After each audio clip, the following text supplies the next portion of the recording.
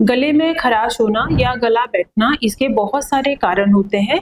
एक जो उनमें से मुख्य कारण है वो है क्रोनिक एलर्जी से सफर करना या साइनसाइटिस होना। उसमें हमारे नाक के पीछे पोस्ट नेजल डिस्चार्ज होता रहता है, जो कि हमारे गले को और हमारे वॉइस बॉक्स को, हमारे लैरिंग्स को इरिटेट करता रहता है कंटिन्यूअसली। तो उसमें हमारा गला बैठेगा और हमारे आवाज में भी परिवर्तन आएंगे।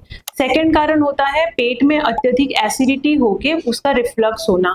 नीचे से एसिड ऊपर उठने से हमारे वॉइस बॉक्स को और हमारे जो बोलने वाले तार है उसको डैमेज करता है, जिसको कि हम लैरिंगोफेरेंजियल रिफ्लक्स बोलते हैं, जिसके कारण से पेशेंट क्रॉनिकली वॉइस चेंज का कंप्लेन करते हैं।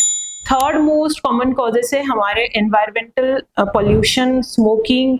आपके सामने कोई हमेशा स्मोकिंग कर रहा है या फिर एनवायरमेंट में जो पॉल्यूशन होता है वो हम इनहेल करते हैं उन एलर्जेन को, जिसके वजह से हमारा वोकल कॉर्ड कंटिन्यूअसली और क्रॉनिकली डैमेज होता है और हमें होर्सनेस होता है। आस्थमा, ब्रोंकाइटिस या फिर क्रॉनिक लंग्स इन्फेक्शन जिनको रहता है, उनमें एक्सेसिव खांसी के कारण हमारे वोकल कॉर्ड्स में क्रॉनिक डैमेज होता रहता है, जिसमें कि हमें गला हमेशा हमारा बैठा रहेगा और थ्रोट में भी इरिटेशन होगा।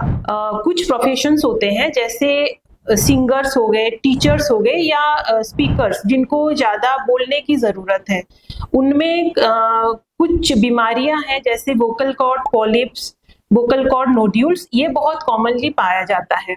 और कारण में से लैरिंग्स का और वॉइस बॉक्स का या फिर वोकल कॉर्ड्स का कैंसर, जो कि स्मोकिंग के वजह से या कोई एडिक्शन के वजह से हो सकता है।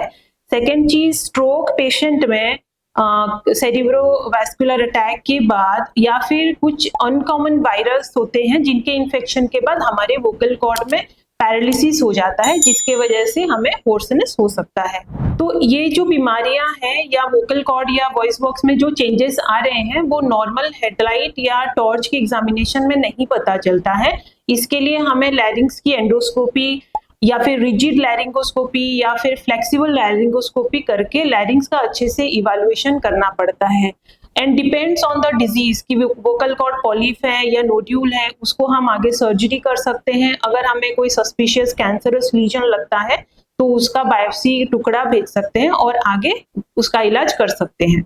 वोकल कॉर्ड पैरालिसिस में, यूनिलैटरल वोकल कॉर्ड पैरालिसिस में हम स्पीच थेरेपी भी रेकमेंड करते हैं। तो अगर आपको या आपके जानकार में से किसी को भी होर्सनेस का, क्रॉनिक वॉइस चेंज का समस्या है तो इसको आप लाइटली ना लें, इसका लैरिंजियल एंडोस्कोपी कराएं, अच्छे से डायग्नोसिस करें और उसका आगे इलाज करें। अधिक जानकारी के लिए हमें नीचे वाले नंबर से संपर्क करें। नमस्कार।